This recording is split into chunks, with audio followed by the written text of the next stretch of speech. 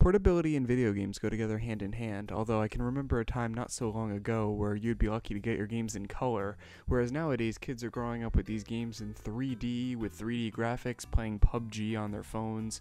I remember a time when we were growing up when the video games weren't necessarily always good.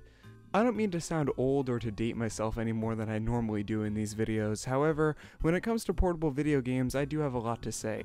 This isn't going to be a comprehensive history of the portability of video games, as there's way too much to go over. I just want to talk about my personal experiences throughout my childhood into adulthood, and go over all of the pains we had to experience back in the day when we had to deal with portable gaming at its absolute worst. The first ever portable console I ever owned was the Game Boy Pocket. It was an ugly yellow color and it died years ago. However, I used to play the crap out of it. A specific game called Yoshi comes to mind. I know that it sounds extremely vague, but it's a puzzle game where you basically have to match up creatures and try to hatch Yoshi eggs. It was a lot of fun, especially back in the day. I really enjoyed myself on the bus ride to school and home playing Yoshi, trying to get a good view without the sun glaring on the screen too much where I couldn't see it. Yeah, that was a problem that always persisted, and when I eventually moved on to my second console, the Game Boy Advance, this white one that you see here is actually my original one from my childhood, this problem only got worse.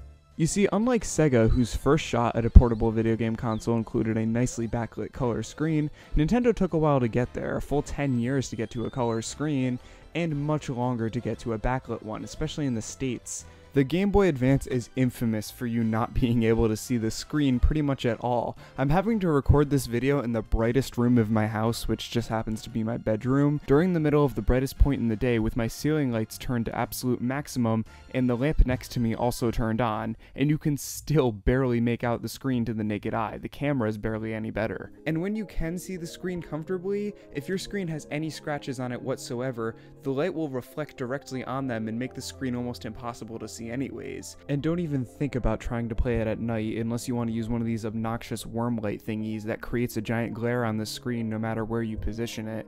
You can't see shit. The Game Boy Advance was a great console for the time, but nobody could see what they were doing, unfortunately.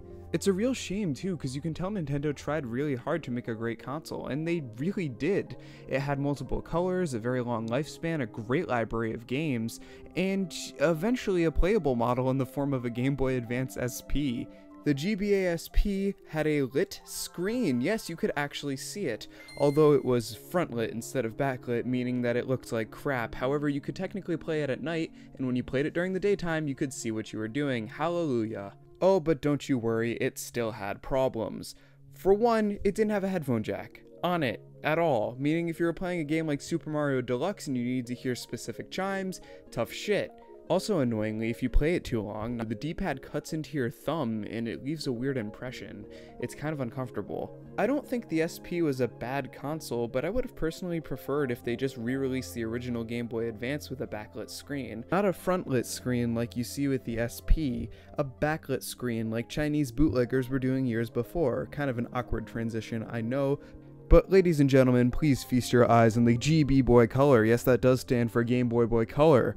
Very awkward title, but this is the best Nintendo Game Boy you can own, and it's not even made by Nintendo. It's made by some Chinese bootlegger company. It comes with 188 built-in games, many of them pretty damn good, including Tetris, Dr. Mario, Super Mario Land, etc., and even has the ability to play standard Game Boy and Game Boy Color games, along with the black cartridges, meaning that they were compatible with both. Unfortunately, this does come out before the Game Boy Advance, so you cannot play GBA games on it, but if you just need to play original Game Boy and Game Boy Color games, this is the best way to do it. Anyways, if we skip ahead to the DS, that's when the complaints seem to stop. I loved my DS for many reasons, and I didn't really have any major complaints. The battery in particular lasted me literally weeks.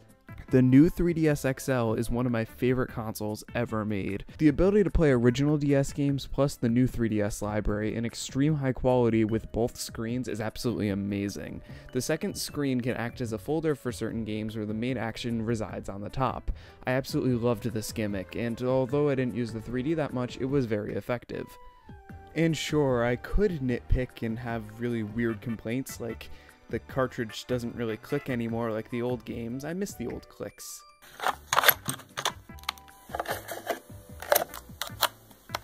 Yeah, I really don't have any major complaints, even that was a bit of a stretch, for this or the successor, the Nintendo Switch, which I also love to death. The complaints as a gamer portion of this video has officially ended, however, the complaints as a collector has only just begun. On top of the issues I mentioned earlier, I have numerous things to get off my chest about all of these consoles.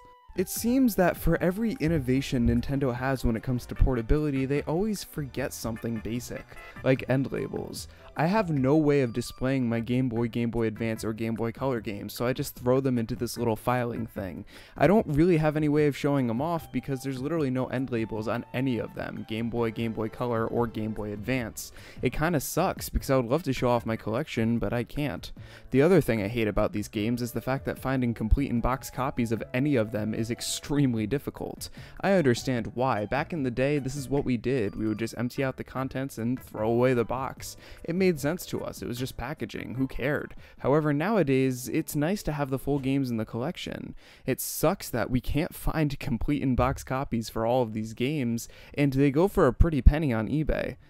Thankfully, Nintendo has remedied this for their later consoles by having 3DS and DS games in much nicer packaging that's much harder to damage, and of course the Switch games are in beautiful boxes. However, I do have to back Nintendo up on one thing when it comes to collecting portable games: how easy it is to record and display your Game Boy games on a TV. There's the Super Game Boy, the Game Boy Advance reader for the GameCube, which is what I use, the Super Game Boy 2, the Wide Boy 64. There's all sorts of ways of playing Game Boy, Game Boy Advanced, and Game Boy Color games on your television, whereas Sega has nothing of the sort unless they perhaps got a Master System port as well. Recording Sega Game Gear games sucks unless you use an emulator. Looking back, I had a lot of fond memories with all of these video game consoles, regardless of their errors. Sure, I couldn't see the Game Boy Advance screen very well, sure, I couldn't see the Game Boy Color screen very well, but I enjoyed playing both the consoles when I was a kid, and when it came to the DS and 3DS, I enjoyed every second I ever spent with them, and of course with the Switch, I'm loving every minute. Nintendo has always made some amazing ways to play video games, and with all of their consoles, plus Sega's portable consoles, portable gaming, while it did suck at times, has always been a lot of fun.